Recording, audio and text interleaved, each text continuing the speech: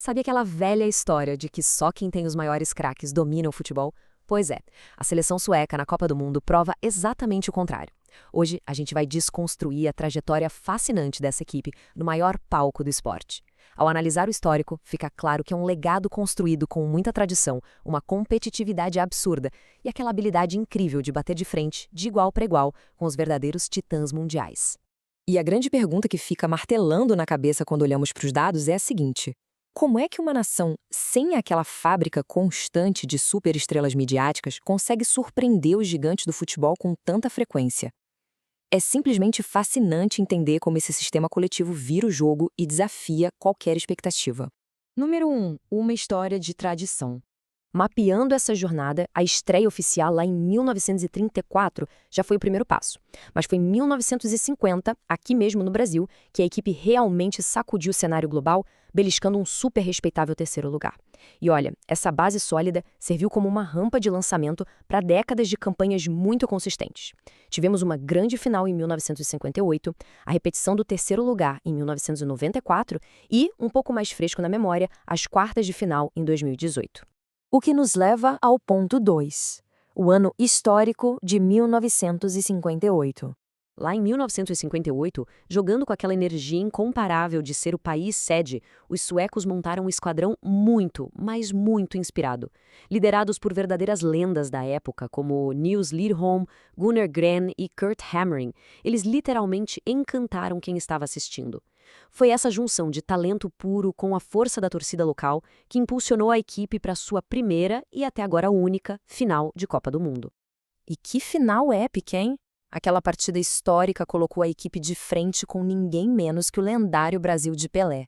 No fim das contas, aquele placar de 5-2 a favor dos brasileiros foi memorável, mas de jeito nenhum diminuiu o feito dos suecos. Muito pelo contrário, isso coroou o grupo com um merecidíssimo status de vice-campeões mundiais. E isso ilustra perfeitamente a dinâmica da equipe na época. Enquanto o francês Just Fontaine estava lá quebrando recordes e levando o prêmio de artilheiro geral do torneio, a Suécia estava operando em uma frequência totalmente diferente.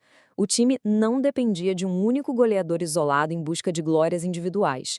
A força vinha das engrenagens coletivas, com o Kurt Hammering marcando aqueles gols cruciais na hora exata para empurrar todo o grupo rumo à final. Então chegamos à parte 3, a surpresa de 1994. Dando um salto de algumas décadas desde o auge de 58, a equipe voltou a orquestrar uma campanha espetacular para cravar um novo terceiro lugar, dessa vez lá nos Estados Unidos. É muito interessante notar os paralelos históricos aqui. De novo, o sucesso não caiu no colo de um talento solitário. Foi fruto das contribuições essenciais de uma nova engrenagem brilhante, tendo Martin Dahlin e Thomas Brolin atuando como os grandes pilares dessa jornada inesquecível. O padrão da década de 50 se repetiu de um jeito impressionante. Enquanto o Oleg Salenko dominava os holofotes como artilheiro isolado da competição, a Suécia avançava focada na eficiência cirúrgica do seu principal homem de frente, o Thomas Brolin. O sistema tático provou, mais uma vez, ser uma prioridade muito maior do que a simples busca por artilharias globais. Quando a gente consolida todas essas conquistas, o saldo histórico é sensacional. O currículo sueco soma oficialmente uma cobiçada medalha de prata de 1958 e 2 medalhas de bronze com muito peso, conquistadas em 1950 e 1994. Convenhamos, é um retrospecto que impõe respeito contra qualquer adversário por aí. Caminhando para o nosso último ponto, a parte 4, o DNA do futebol sueco. Chegando mais para perto do nosso tempo, na Copa do Mundo de 2018, a equipe calou muitos especialistas de novo ao chegar às quartas de final. E parando para pensar, em uma era dominada quase que totalmente pelo culto às grandes estrelas, os suecos conseguiram esse feito usando a mais pura força coletiva. O time agiu como um escudo impenetrável, avançando de fase sem depender de nenhum grande astro individual para salvar o dia. Então, qual é o grande segredo por trás desse status de eterna matadora de gigantes? Basicamente, dá para resumir em 3 traços inegociáveis. Primeiro, um futebol absurdamente organizado. Segundo, uma força física imponente que não dá trégua. E terceiro, uma postura taticamente disciplinada.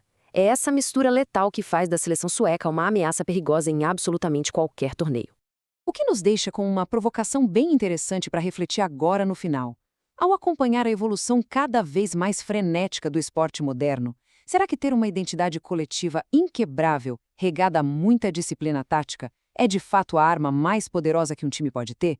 A história da Suécia está aí para sugerir, e muito fortemente, que no fim das contas o todo realmente supera a soma de suas partes. E com essa perspectiva sobre a verdadeira anatomia da vitória, a gente encerra a nossa análise por aqui. Um grande abraço